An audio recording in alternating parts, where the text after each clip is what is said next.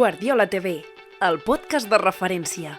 Cada diumenge a 2:15 de la nit, amb Guillem Guardiola. Hola, què passa? Benvinguts de nou a Guardiola TV, benvinguts de nou al podcast de referència. Avui parlem d'esport, avui parlem de futbol, en un podcast que em fa molta il·lusió fer-lo perquè segur que serà superinteressant amb Iris Miquel. Què tal, com estàs, Guillem? Què passa, com estàs? Molt bé, doncs aquí t'he convidat a casa meva perquè... Un setup increïble, de locos. Mireu on estem, sisplau. Està lleig que jo ho digui, però les plantetes estan bé, eh? Estan guai. Que no són margarites, ojo, eh? No, és gessamí, eh? Això és el gessamí. Sí, que si t'apropes fa moltíssima bona olor. Una olor que no els hi arribarà, que no traspassa fronteres, de moment. Encara, perquè la intel·ligència artificial està que... Exacte. Dintre 10 anys, prepareu-vos. Dintre de 10 anys podreu olorar aquests gessamins, no? Exacte. Ho he dit bé? Gessamí, molt bé. Gessamins. Iris, no ets de cafè. No soc gens de cafè. La veritat és que és una pregunta que no ho sé, jo crec que la gent que no li agrada el cafè està una mica marginada per la societat, perquè sempre és com, i aleshores què fas quan t'aixeques? Doncs no ho sé, em rento la cara i m'intento espavilar, vull dir, perquè tampoc és que sigui de te, saps? Vull dir, a vegades sí que em faig infusions, però no tinc la necessitat de despertar-me, saps? I haver de recórrer a la cafeïna, aleshores, bueno, de tant en tant, ara he descobert el chai latte, que és com una espècie d'infusió, però amb llet, que és com, porta canyella, porta un munt d'espècies, i està molt bo. Aleshores, això normalment a mig matí, de tant en tant, em faig un. Us recomano, el chai latte està molt bé. O sigui, queda com molt d'influencer d'aquests, saps? Special, no sé, fitness mom, que se'n va i agafa un chai latte, però és que no m'agrada el cafè, aleshores doncs no m'agrada tampoc l'Starbucks ni m'agrada res d'això, però m'agrada el meu chai latte. Jo s'ha de dir que el cafè, quan vaig amb amics, quan, jo què sé, quan estic fora, quan estic a casa, mai. De fet, ja ho has vist, vull dir, Sí. la màquina l'has preparat tu, eh? Jo no he tocat res. I m'ha costat. Bueno, però almenys la tens. Sí. Iris, comencem a entrar una mica en matèria i de fet ho dèiem abans de l'entrevista, que és un podcast que m'agrada molt que arribi en el moment en què ha arribat, perquè és un podcast que arriba després d'un dels clàssics poder amb més polèmica dels últims anys, no dels anys de Mourinho, evidentment, però sí dels últims anys. Iris, tu ets culer, tu ets del Barça, la temporada del Barça que està fent una mica com la veus? Jo veig que estem just en un moment en el que el Barça està passant el moment complicat de la temporada. Just l'any passat, quan van perdre contra el Leganés, tothom es va posar les mans al cap. Aleshores, crec que ara és un bon moment per reafirmar la confiança que jo tinc en l'equip de Hansi Flick. És veritat que no s'està jugant bé. L'últim mes el Barça a nivell de joc ha estat una mica pobre, s'ha de dir, i al final és veritat que tens moltíssimes baixes, però s'ha de demanar una miqueta més. Què passa? Que jo crec que per recuperar el millor joc del Barça el que necessita l'equip és recuperar jugadors, perquè al final, si vols fer aquesta pressió de la que tant parla Hansi Flick i de la que tothom parla que fa falta, que no s'està pressionant bé, Rafinha és un dels homes que està pressionant sempre els 90 minuts i que això es contagia també una miqueta. Aleshores, crec que Rafinha, una mica fa com de capità, sense braçalet, Lewandowski, l'any passat quants gols va marcar, el trident ofensiu, Rafinha, Lewandowski i Lamine. Lamine ha estat jugant però està lesionat. Vull dir, es nota que el tema de la pubalgia ho arrossegues, o sigui, la gent que parla d'aquesta lesió et demostra que no és una cosa que tinguis unes molèsties i que se'n marxin, és que et pot acompanyar tota la teva carrera, aleshores és una lesió molt fumuda. Per mi, per recuperar el millor nivell, el Barça necessita recuperar el trident ofensiu que tants gols va marcar la temporada passada. I en referència al que deies del clàssic, a mi realment m'agraden els clàssics calentets, perquè a mi és veritat que... Els disfrutes més? Sí, perquè al final, doncs aquesta rivalitat sana, sense faltar el respecte, per suposat, mai s'ha de passar aquesta frontera, però a mi m'agrada que hi hagi certa rivalitat i que s'escalfi una miqueta els dies previs, sense faltar el respecte, però d'això es tracta, saps? En plan de, tu tira cap al teu equip i l'altre que tiri cap al seu, i de tirar una miqueta de bif sense faltar el respecte, com dic, està bé. A veure, la meva intenció era parlar una mica del tema del clàssic, una mica més endavant del podcast, però ja que la Iris... Bueno, no, de fet he tret el tema jo. Sí. Per si algú viu a l'Antàrtida i no sap què ha passat, ho explico, i si ho explico malament em corregeixes, vale? Lamine va fer unes declaracions a la Kings League en un cara a cara contra Ibai, comparant Porcinos, l'equip d'Ibai Llanos, amb el Madrid. Algú va dir que Madrid robava i Lamine va deixar entreveure que sí. Bueno, jo crec que més aviat va ser que algú li va comparar el Porcinos amb el Madrid.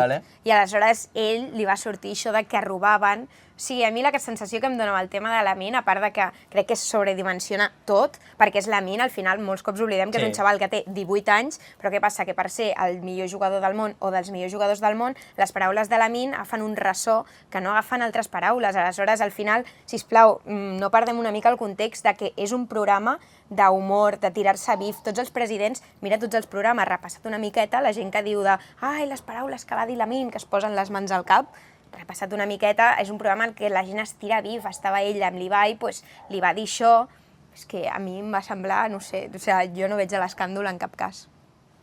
Per tant, Iris Miquel, sobre el cas de polèmica de Lamine Yamal, trobes que s'ha sobredimensionat molt la polèmica i que s'ha exagerat molt? Crec que s'ha exagerat en tot cas i crec que la culpa d'això és de la premsa. Vull dir, al final, Lamine va al programa aquest, diu, bueno, doncs les declaracions aquestes de que el Madrid roba, tal, i després la premsa, que estava esperant, vull dir, al final la premsa està esperant, quan fas aquest programa, també crec que falta una figura que protegeixi com a Lamine una miqueta, perquè al final jo entenc que ell té 18 anys i em sembla normal que vulguis anar a un programa on estan els teus ídols, perquè si tens 18 anys hauràs crescut amb la generació de l'Ibai, aleshores em sembla normal que vulguis anar allà, que et faci un cara a cara, que et faci il·lusió, perquè és que està en l'edat de que li agradin aquestes coses. El problema és la gent que és més gran, que té 30 o 40 anys, com el Piqué segurament, que segueix atrapat en aquestes coses. Però bueno, en això ja no entrarem, que no ens volem ficar més polèmiques.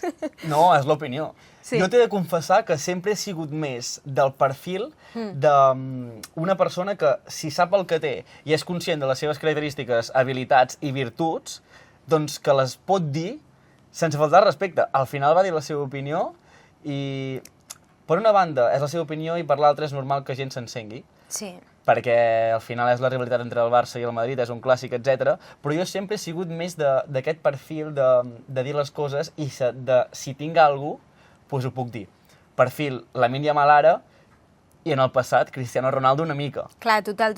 El que passa és que del Barça venim d'una sèrie de jugadors que tots eren molt humils, que no deien res mai, que mai aixecaven la veu, aleshores doncs ara ha sortit un altre jugador que també jo crec que va una mica en la personalitat. Si el Lamine té aquest, com es diu, desborde... És que no vull dir-ho malament, desborde en català, com és? Desborde, sí. És a dir, desequilibri. Sí, que té aquest desequilibri, aquesta explosivitat, doncs també va una mica amb el caràcter, no?, d'ell, la personalitat que té, així com una mica de xulo, de que s'ho creu.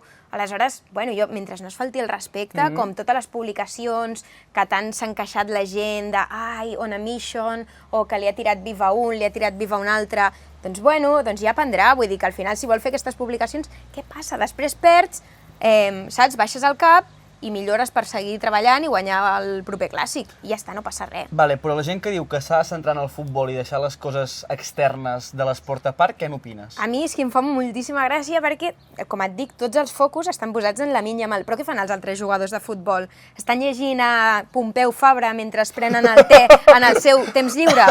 Veritat que no, i veritat que no anem a indagar a veure què estan fent. Aleshores, és que no sé què està fent Lamine Yamal en el seu temps lliure que pugui afectar, vull dir que no està amenaçant a persones, no entra a cases a robar, o sigui, no està...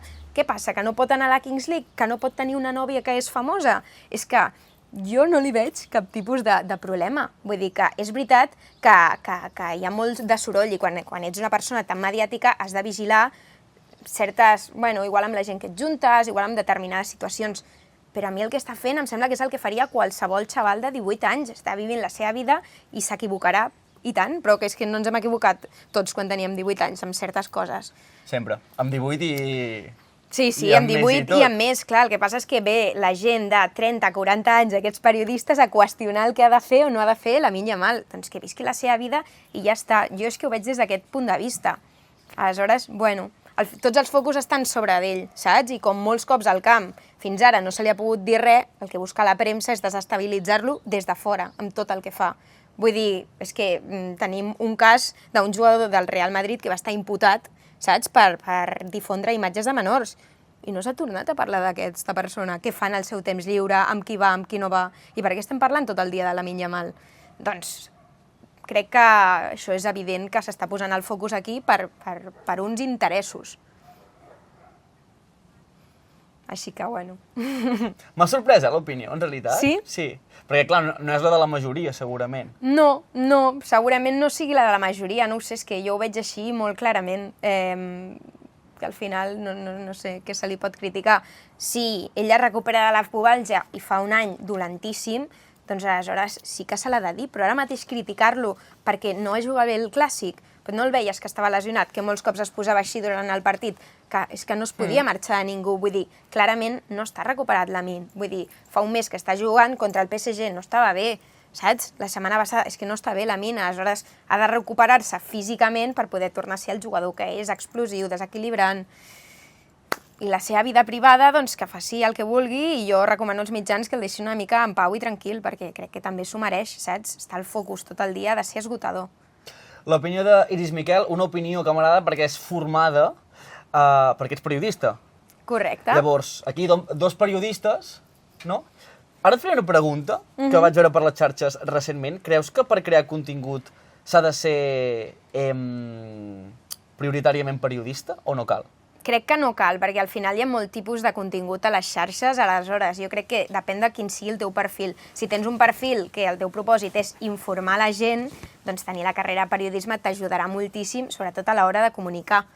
Però hi ha perfils que es dediquen més a l'entreteniment, que aleshores, igual si has estudiat alguna cosa relacionats com amb les arts, o sigui, amb el teatre o així, et pot ajudar a interpretar un paper, un altre paper, vull dir que no em sembla el tema del periodisme prioritari, sempre i quan no et dediquis a informar o a transmetre notícies, que aleshores sí que estaria molt bé, saps? Que tinguessis aquesta formació, perquè al final t'ajudarà.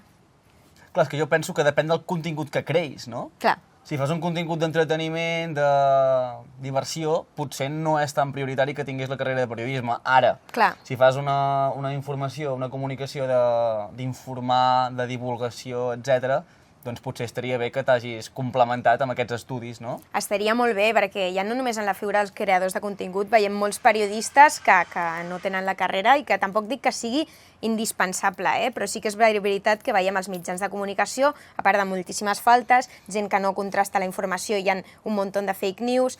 Això és veritat que jo crec que és una mica més per culpa del model que no per dels periodistes. Em refereixo al model perquè al final com prima la immediatesa, molts cops no et dona temps a comprovar les coses, molts cops fins i tot et diuen tu publica-ho i si després ho hem de desmentir ja ho desmentim, vull dir que ja et ve des del propi mitjà. Clar, però és que la meitat dels joves s'informa a través de les xarxes socials. Llavors, si s'han d'informar o ens hem d'informar a través de TikToks, on els més virals són perquè en els primers 3 segons capten l'atenció del públic, clar, aquí es barregen moltes coses i és molt perillós també, a l'hora d'informar-se. Però jo crec que cadascú també té la responsabilitat de ser crític amb ell mateix i de no creure's qualsevol cosa que veu a les xarxes. De fet, ara amb el tema de la intel·ligència artificial passa que veiem un munt de vídeos i a vegades dubtes. A mi em fan dubtar alguns vídeos de dir, no sé, té algun vídeo que em sembla una mica raro, però no sé si realment és IA o no és IA. Aleshores, jo crec que quan tu veus una informació que et sembla molt estranya, no costa res googlejar la informació, veure si més mitjans l'han tret, si és un tio aleatori des de Tegucigalpa que està dient que, saps, Lamine Yamal fitxa per el PSG imminente, per creure't o no, saps, la fiabilitat de les fonts. I això ja et dic, o sigui, crec que també tenim una responsabilitat nosaltres per fiar-nos d'una informació o no. No, és veritat, Googlegem una mica, si no estem segurs de la informació, no? Home, és que creure, saps, molts cops envies TikToks en plan, mira el que he vist, no sé què, i la persona ja t'està dient, bro, això és mentida. Com t'has cregut això, saps? Tu dius molt bro o no? Bueno, no tant, perquè realment tampoc tinc molts bros. Tinc més 6. Sí? Sí, tinc més amigues que amics. Però sí, o sigui, m'agrada el concepte bro. És a dir, perdona pel parèntesi, Sí. Jo sento que Jo sento com que la societat té molts prejudicis a l'hora de sentir algú dient bro. Perquè jo, a la meva ciutat, amb els meus amics, tots ens diem bro, però no de broma, o sigui, bro, com estàs avui? Clar. No. Però a mi, quin problema hi ha que tu li diguis bro a una persona? I no soc inferior a una altra persona per dir bro al meu amic. Clar, no, al final jo crec que evolucionen les maneres en les que carinyoses de tractar tu als teus, saps? Clar, la gent amb la que et rodeges. Però hi ha molta gent que diu, uah, l'ha dit bro, què fa, no sé què. Clar, saps? Bueno, sí, és veritat, o sigui, estigma sempre hi haurà cap a algunes paraules, cap a algunes coses, exacte, però... aquests estereotips. Sí, però bueno, és moment de superar-ho, Obrim però està bé. Obrim una mica la ment. Està molt bé, sí. Vale? Iris, hem parlat del tema del periodisme, però més concretament el tema del periodisme esportiu. Una mica com el veus, la salut que té actualment, perquè potser un dels programes més vistos seria El Chiringuito de Jugones, que potser tampoc es caracteritzaria per la seva ètica periodística, no? Com el veus? Quina salut té a dia d'avui, creus? El món del periodisme esportiu està bastant intoxicat, jo crec. I més, perdona, perquè tu també estàs dintre del món. Sí, estic dintre del món, però estic molt apartada, realment. Aleshores, jo tinc la sort de no pertànyer a aquesta esfera de toxicitat que hi ha una mica al voltant del futbol. Jo ho veig malament, la veritat, perquè al final també jo crec que és la forma en la que evoluciona la comunicació una mica i l'interès que té la gent. Aleshores, com cada cop ens agrada més el salseo i tot aquest tema de coses, doncs el periodisme el que busca és que les visites. Per tant, el que vol és que tu cliquis i, bueno, es traspassen límits molts cops que no s'haurien de traspassar. Aleshores, jo crec que ha evolucionat el periodisme esportiu en els últims anys cap a un punt de no retorn, segurament. Aleshores, apareixen programes això com el Chiringuito, que a mi em sembla més entreteniment que no periodisme. Aleshores, que t'agradi com a programa d'entreteniment? Genial. Que t'hagis d'informar a través del Chiringuito? Bueno, igual un dia treuen una exclusiva, sí. Però a mi no és el tipus de contingut que m'agrada. O sigui, la gent que veu el Chiringuito ho veu un dia que ha perdut el Madrid perquè saps que et fotràs uns hijas, saps? Però no perquè et vulguis informar amb aquest programa. Aleshores és una mica trist que els programes, saps, periodístics, a priori, acabin relegats a, bueno, el dia que em vull riure em poso la COPE per escoltar a tal o a tal, saps? I no per informar-te. Però, bueno, al final, sí, al món del periodisme hi ha alguns que estan esportiu, em refereixo, més a favor del Barça, mitjans que estan més a favor del Madrid, però al final tots una miqueta el que busquen és aquesta crispació, aquesta a la mínima que passa una cosa, fer la bola supergran, que ara estan parlant del tema del Lamine. Al final, els que han aconseguit que el tema del Lamine arribi a tanta gent, que acabin els jugadors del Madrid tan enfadats, és la premsa. O sigui, per mi la culpable és la premsa, que vagi després Carvajal i Courtois i tot això. Si Lamine hagués dit aquestes paraules i hagués seguit tothom amb la seva vida, no s'hagués fet la bola tan gran. Però clar, si cada dia s'estan fent programes debatint sobre si Lamine Yamal hauria de dir que roben o no roben, les tremendes declaracions de... Pues això em sembla supertòxic. Aleshores, a part d'això, que molts cops es publiquen notícies que no són certes, simplement per tenir dues notícies. La que tu dius, el Barça vol fitxar, m'ho invento, a Slotterbeck, el central del Dortmund, i després el Barça al final no va fitxar a Slotterbeck. Saps què vull dir? Doncs ja tinc dues notícies. La gent clicant, hòstia, ¿cuál es el central que quiere el Barça? És mentida, saps? Hi ha algú jugant a la Diana als dardos que diu, avui el Barça fitxarà a tal jugador. Saps? Aleshores, això em sembla lamentable, però clar, en el moment en el que, per viure, també els mitjans necessiten les visites, perquè al final les webs ara esportives viuen gràcies als patrocinadors, i els patrocinadors són clics i són visites. Per tant, has de fer molts articles. I això a mi crec que està condemnat al fracàs, la veritat. Quina creus que és la línia fina, Iris, entre el salseo i la informació purament esportiva? O sigui, a mi em sembla bé que de cada 10 temes, doncs igual 2 els puguis fer de salseo, sempre i quan, no ho sé... Respectis una mica la vida privada i la intimitat de l'altre Exacte, mentre no et fiquis molt, perquè al final, clar, ara tenim molts periodistes també que es dediquen al tema de salseo, que es fiquen al món de l'esport també, i ja és que, clar, un jugador va a un bar o a un restaurant, algú li fa una foto, li envia aquest periodista, el periodista ja està fent un article, aleshores que això ja em sembla com traspassar totes les línies. Però bueno, és el món en el que vivim, aleshores t'has d'adaptar una miqueta a com funcionen els mitjans. Vale, perdó pels veïns.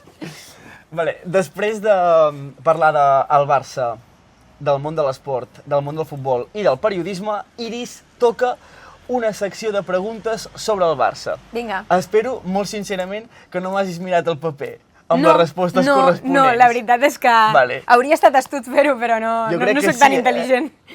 No ho he pensat. Però tampoc sabies poder que hi havia aquestes preguntes. No, la veritat és que no. Ben fet. Les respostes naturals i ja està. Vale. Iris, farem unes preguntes sobre la història del Barça. Vinga. I tu m'has de dir si saps la resposta. Què prefereixes? Que et digui 4 opcions o que obertament tu intentis endevinar la resposta. Avui deixo triar el convidat. Et diria 4 opcions. A veure, si ho veig molt fàcil, responc d'una, però si em dones 4 opcions, segur que quedarà molt millor. Jo amb els tipus test... Ets bona? Sí, bueno. Sí? Sí. Vale. Ara has parlat abans del partit, eh? Sí, la veritat és que això pot envellir molt malament, no passa res, ens arrisquem. Comencem, va. Iris, quin any es va fundar el Barça? 1899. Molt bé! Sí. I comencem molt bé, vale, m'agrada, sí. Home, si aquesta no ens la sabem, la veritat és que comencem malament, Quin any es va inaugurar el Camp Nou? 1950, no sé si 57 o 58. 57 direm. Molt bé! Vale. Molt bé. Mare meva. Quin rècord de gols en una mateixa temporada a la Lliga té el Barça? Això ja no tinc ni idea. Dóna'm 4 opcions, ara Vale, ja està. A, 116 gols, B, 110 gols, C, 105 gols i D, 98 gols. 105. Segur? Sí. No, Ai... era la 116 gols. 116, ostres, són un muntó, eh? Iris, quin és el màxim golejador espanyol de la història del Barça? Espanyol. Ai... Ha de ser César. Molt bé! César Rodríguez. Sí. Recordem qui era César Rodríguez? César Rodríguez va ser un davanter del Barça. La veritat és que no sé a qui em posaries en un compromís quins anys va estar jugant, però la veritat és que molt veterà, molt veterà. Ja fa bastants anys, sí, no? la veritat. Iris, qui és el director esportiu actual del Barça? Deco, Molt bé. Qui és l'entrenador assistent del Barça? Marcus Sorg. Anava a dir que l'altre dia va substituir Sí. Hansi Flick. La veritat és que a tots la els banqueta. partits que ha estat Marcus Sorg a la banqueta, el Barça no ha guanyat, Li dona mala sort a l'equip, eh? Sí, en canvi, amb l'assistent de Xavi, el germà, guanyava el Barça. Que torni, no? Sí, no, estem bé, sí. Quantes Champions té el Barça? 5. Quantes lligues té el Barça? Lligues ja no ho sé, Dóna'm 4 opcions aquí. Va. A, 25. Sí. B, 28. C, 29. D, 32. No, 32 jo crec que no. 28 has dit? 28. Molt bé! I l'última. Quantes copes del Rei té el Club Blaugrana? També té moltes. Jo crec que és l'equip espanyol que té més copes del Rei. No ho sé, em dones 4 opcionetes? A, 28. B, 32. C, 35. D, 39. 39, impossible. Aleshores, quina era la primera opció? 25, I la- 28... No, perdona. Vale. 28, 32, 35, 39. Vale, doncs direm 28. No? Et deixo corregir? 31? 32. Això? 32 copes del Rei. Molt bé, Correcte. perfecte. Això que t'he deixat 4 opcions, eh? Sí. Iris, continuem parlant del Barça perquè ara et preguntaré, a nivell de la història del Futbol Club Barcelona, el millor porter de la història. Millor porter de la història, per mi, Víctor Valdés, Vale. clarament. Vull dir, al final són jugadors que jo he vist. Per mi, Ter Stegen no ha estat al nivell al que va estar Víctor Valdés. Per mi, Víctor Valdés és el millor. De fet, quan hi havia sempre aquest debat per aquests anys 2009, 2010, 2011 entre Víctor Valdés i Iker Casillas, jo sempre havia pensat que Víctor Valdés era millor.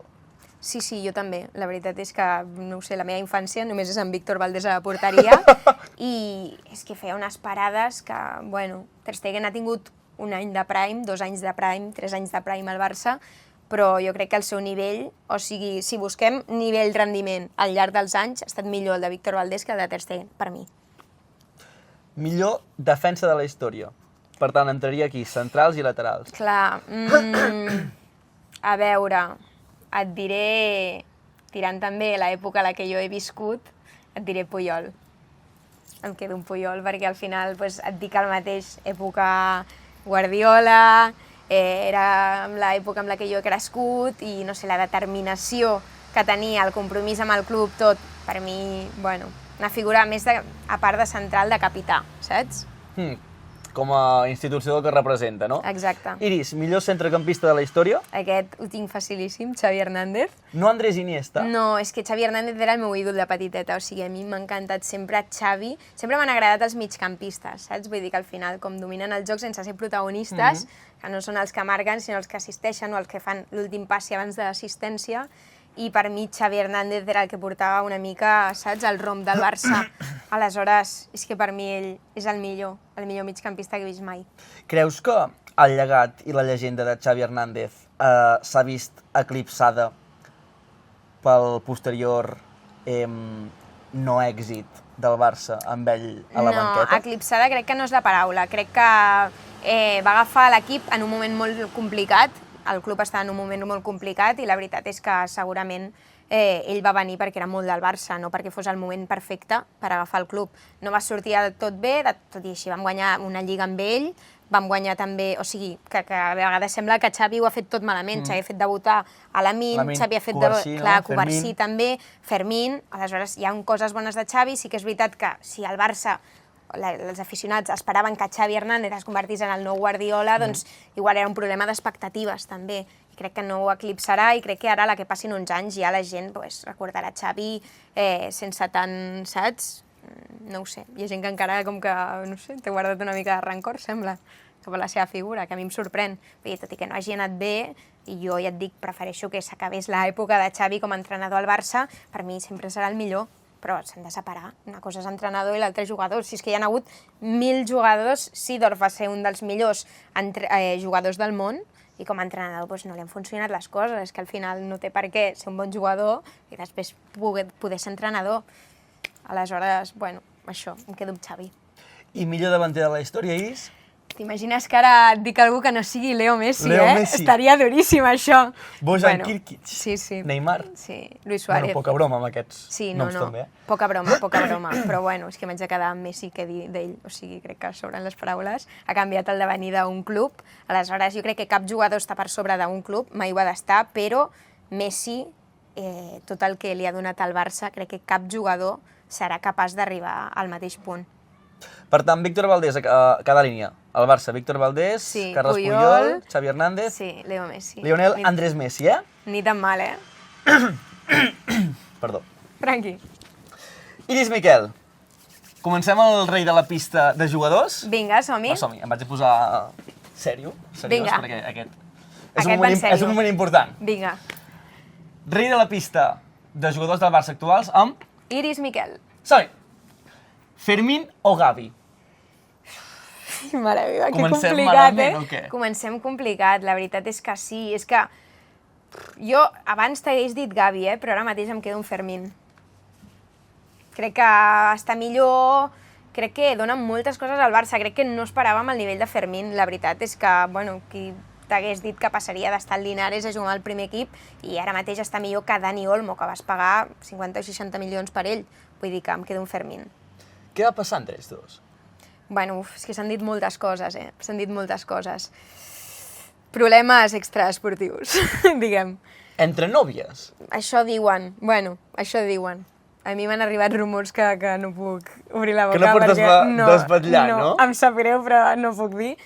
Coses extraesportives. Jo espero que sigui mentida tota aquesta informació i que simplement s'han deixat de portar i que saps, són a vegades el devenir d'una relació que ara no et portes tant, ara sí, perquè si no jo crec que això pot acabar afectant també una mica el club. També és veritat que ara com Gavi, pobre, s'ha lesionat i estarà fora fins l'any que ve, no hauran de coincidir tant, suposo.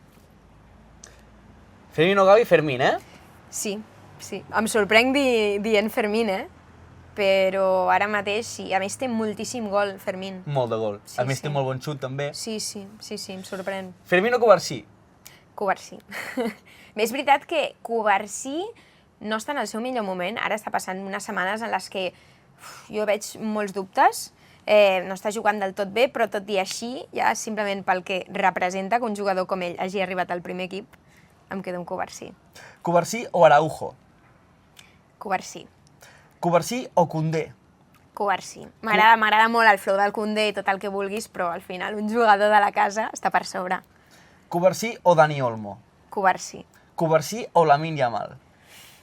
Aquí m'hauré de quedar amb Lamine. És que des de Messi no hem vist una cosa tan diferencial, saps?, en el món del futbol. Aleshores, és que crec que li ha tornat les ganes de veure el futbol a qualsevol que et digués és que estic saturat, és que ara el futbol és diferent, és que els partits són avorrits. Lamine té aquesta màgia que feia molt de temps que no vèiem. Que de fet per això, perdona, es va intentar donar un gir de 180 graus al món del futbol amb la Kings League.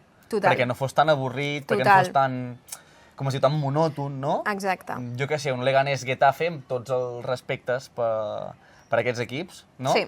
Que no fos tan... Sí, és veritat que el projecte de la Kings League neix des d'aquesta idea. Crec que, bueno, també anava dirigit a un públic molt determinat i crec que no s'ha sabut mantenir en el temps una mica, perquè ara l'audiència, no sé quant de temps ha passat des de que va sorgir la Kings League, però crec que l'audiència ha caigut molt i crec que també s'haurien de mirar de reinventar, perquè crec que ja s'ha saturat una mica el tema amb la Kings. Lamine Yamal o Frenkie de Jong? Lamine. Lamine, ojo ara, Lamine o Rafinha? Jo crec que diu Rafinha, 100%. No ho sé, és veritat que Rafinha m'agrada moltíssim. M'agrada moltíssim, a més, lo treballador que és, saps? No sé, veus que és un jugador que és tot cor, que s'entrega a l'equip, que això, que fa de capità sense tenir el braçalet, però no, et sorprendrà, em segueixo quedant amb Lamine Yamal. No? No, és que lo de Lamine és una cosa... Lamine o Ferran Torres? Ferran també m'agrada moltíssim, crec que Ferran ha estat injustament criticat, ha estat una mica a l'asa dels cops, saps? Perquè el que ha estat morat a molts cops, doncs a Ferran Torres l'han agafat allà, i crec que és un gran davanter, evidentment em quedo amb Lamine, si ets de comparar-los em quedo amb Lamine, però m'encanta Ferran, la veritat. Lamine o Lewandowski? Clar, és que Lewandowski també ha estat un dels grans davanters del segle XXI, vull dir, la de gols que ha marcat, i segueix sorprenent perquè la temporada passada es va batre rècords, o sigui, crec que des de, no sé, una de les seves millors temporades al Bayern, que no marcava tants gols. Però em quedo amb el talent jove de Lamine. Lamine o Rashford? Lamine, clarament. Lamine o Pedri? Doncs mira, aquí em quedo amb Pedri, eh? Molt bé. Ja t'he dit que jo sóc més de migcampistes. Vale. Aleshores, és que crec que Lamine és el jugador més desequilibrant que té el Barça, però Pedri és el jugador que fa que tot funcioni. Vale? O sigui, sense ell és l'engranatge que permet que tot funcioni a l'equip. Aleshores, Pedri, clarament. Molt bé. Un aplaudiment per l'Iris Miquel, sisplau, vale? Bien. Bon rei de la pista, eh? Sí, m'he quedat amb Pedri, m'ha agradat la meva resposta final.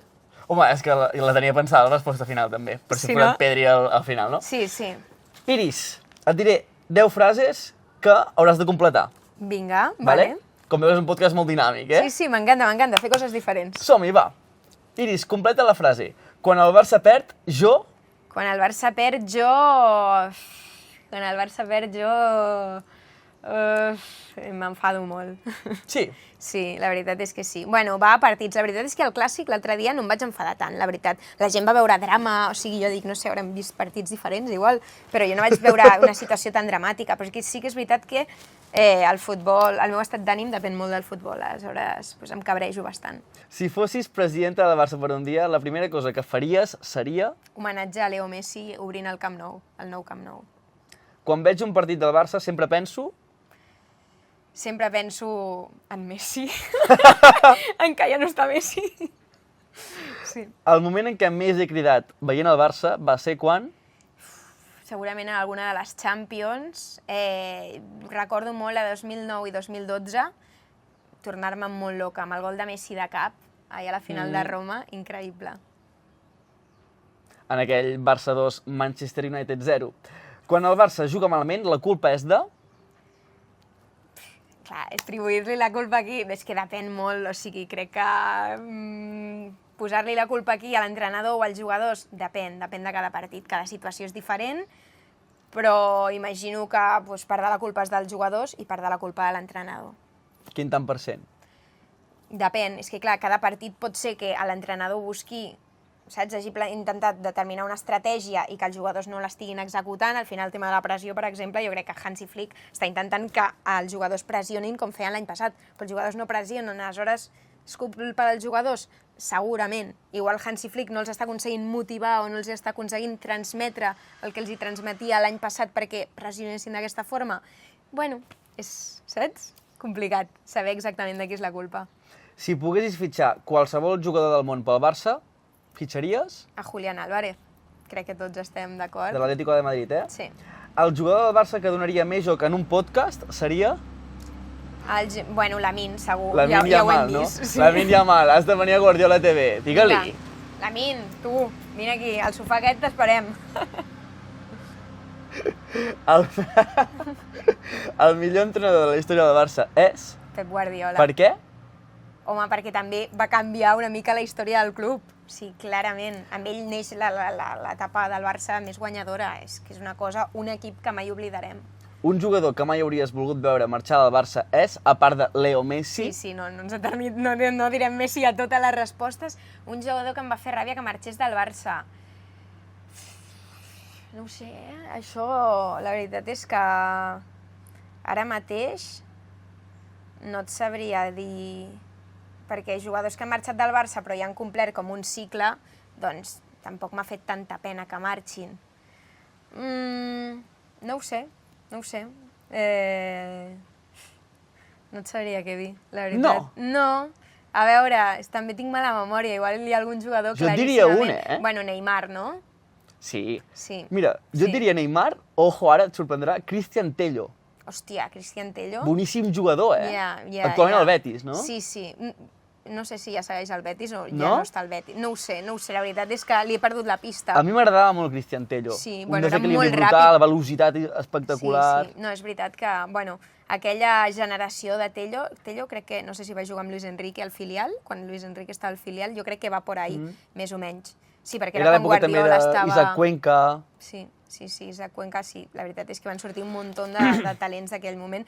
Però, dit això, mentida, deia que no tenia cap jugador, clarament tinc el jugador. Bueno, em va saber greu la forma en la que va marxar Luis Suárez, però Neymar topo. Vull dir que la carrera de Neymar hagués estat molt diferent. Es va equivocar, Sí, clarament. Sí. Vull dir, jo crec que ell és conscient i que se'n penedeix d'haver marxat del Barça aquell dia. Iris, si el Barça guanya la Champions, tu... Si el Barça guanya la Champions, jo vaig d'aquí, de casa meva, a Montserrat caminant.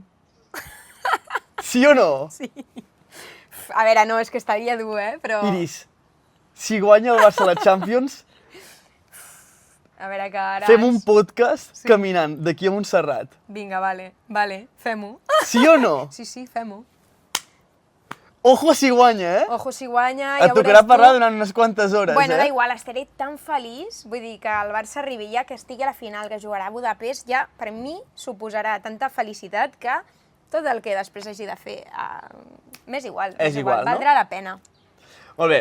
Iris Miquel, excel·lents respostes.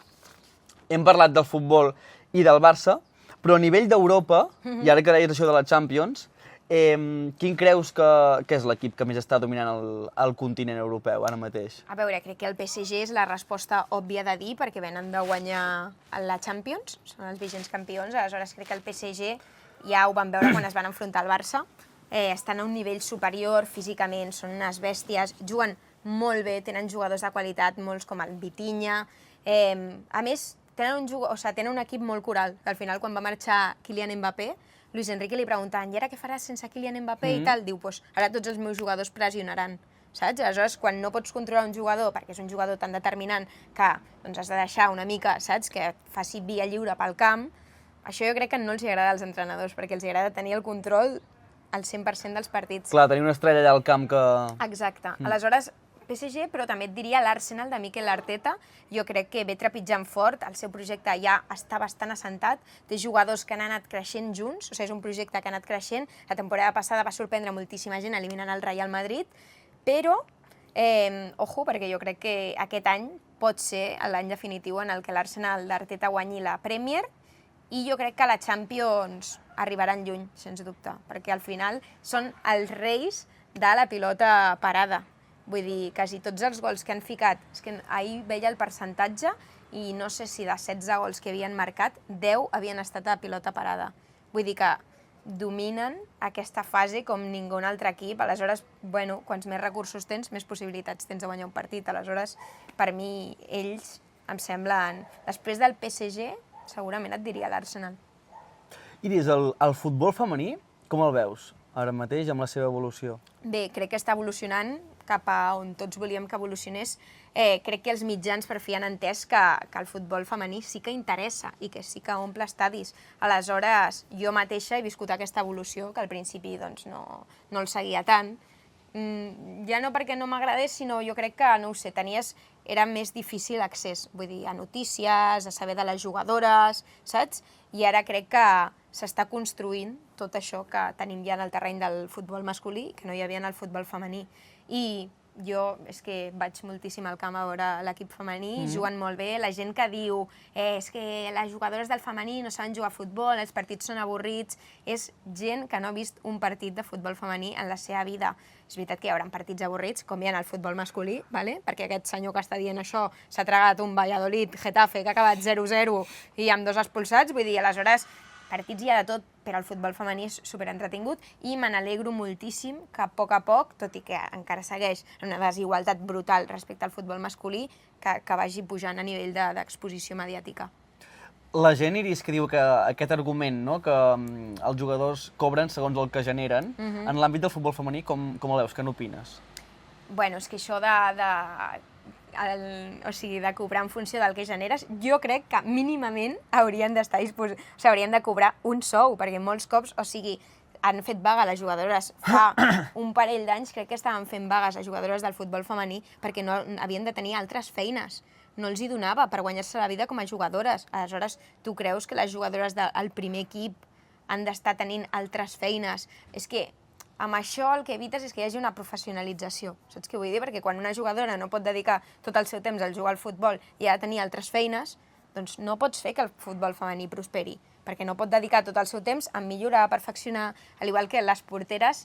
Ara ja tenim millors porteres, però abans molts cops eren jugadores que havien jugat en equips masculins i no hi havia ningú que hagués nascut volent ser portera. Aleshores crec que a mesura que els ingressos han anat acompanyant el futbol femení i que les jugadores ara es poden dedicar a això, la seva professionalització també ha anat pujant. Creus que encara queda masclisme? Bueno, i tant. Moltíssim. Com ho perceps, això? Bueno, doncs en el dia a dia, ja no només en el món del futbol, vull dir, en la societat, cada dia veiem molts gestos masclistes i veiem molts masclistes defensar-ho.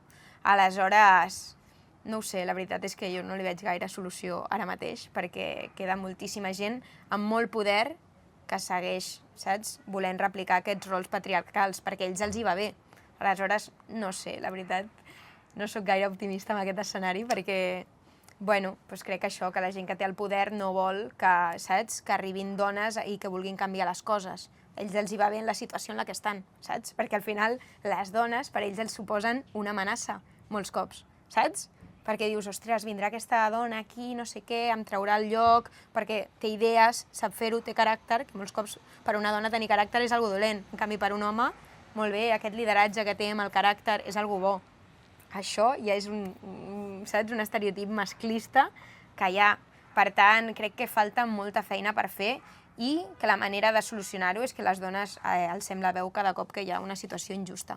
Per exemple, quan hi ha un partit nou i surt el trio arbitral i, jo què sé, jugadors veuen que l'àrbitre és una dona, alguns comentaris potser hi ha, això encara passa? Sí, o sigui, jo per sort en els ambients en els que em moc, no.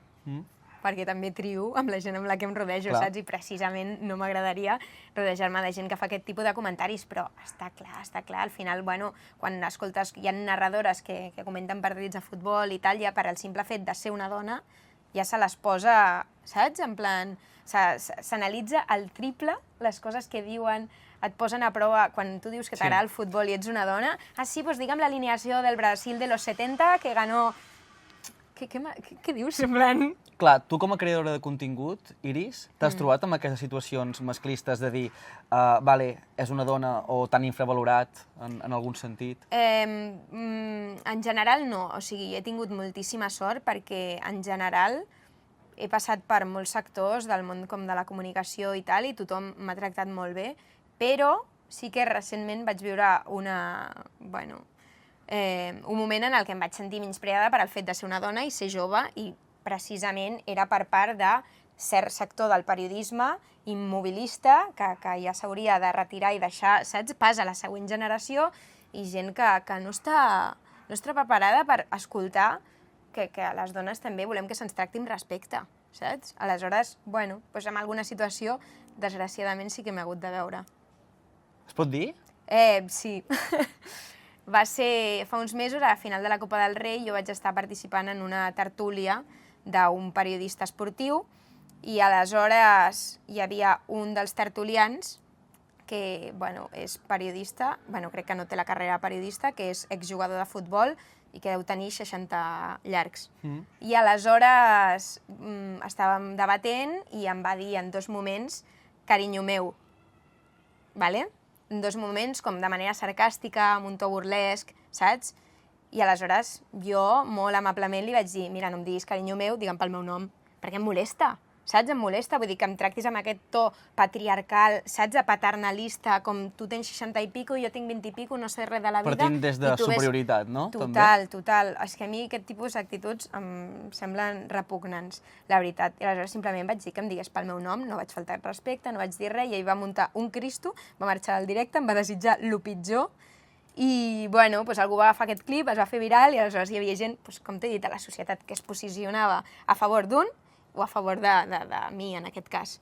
I, bueno, el que t'adones és que aquesta gent que té poder, després, a la que una persona aixeca la veu, simplement diu que se la tracti per no sé, per el seu nom i amb respecte. Vull dir que hi havia molta gent que deia no, és que és un senyor gran i que ell tracta així a la gent, ho fa amb tothom, saps? El típic, no?, que amb 60 anys ja no pots canviar, coses no, així. I és això. I aleshores, en aquest cas, jo proposo de fer un exemple i dir, vale, tu, aquesta persona entrevista a Neymar, li dirà, cariño mío, ¿qué te ha parecido el partido de hoy?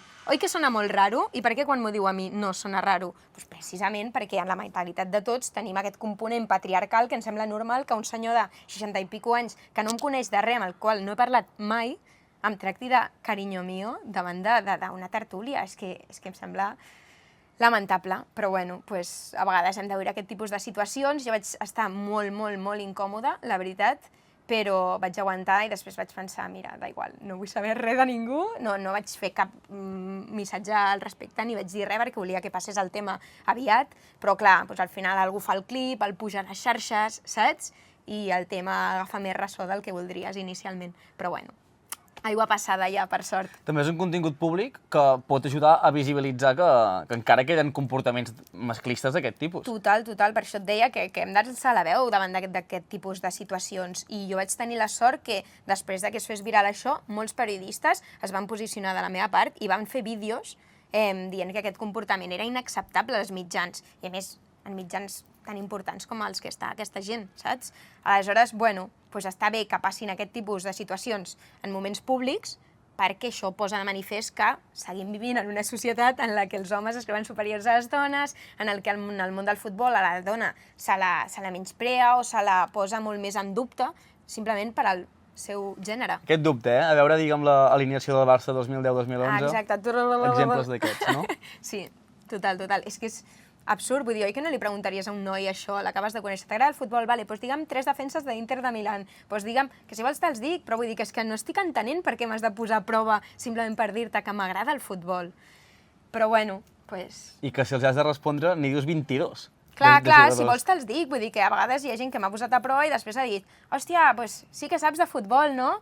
Bueno, no ho sé, m'agrada el futbol, t'ho he dit.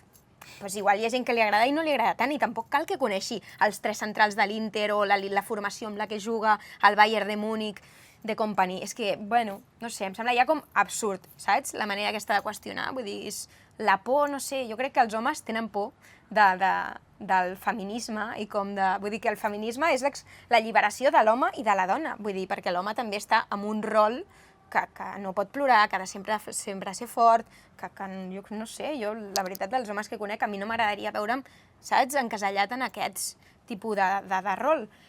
Però bueno, això ja m'estic enrotllant i allargant moltíssim, em sap greu, però... Superinteressant, Iris, de veritat.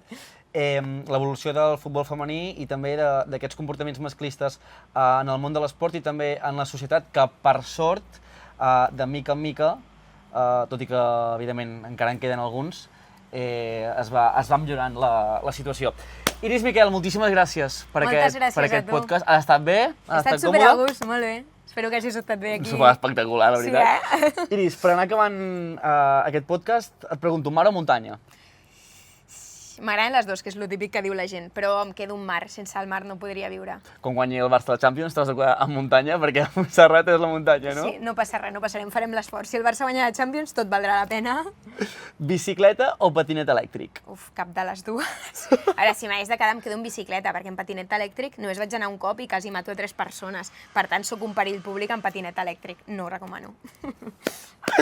I l'última del podcast, en què estàs obsessionada ara mateix? En què estic obsessionada ara mateix? Crec que amb les meves plantes. Sí.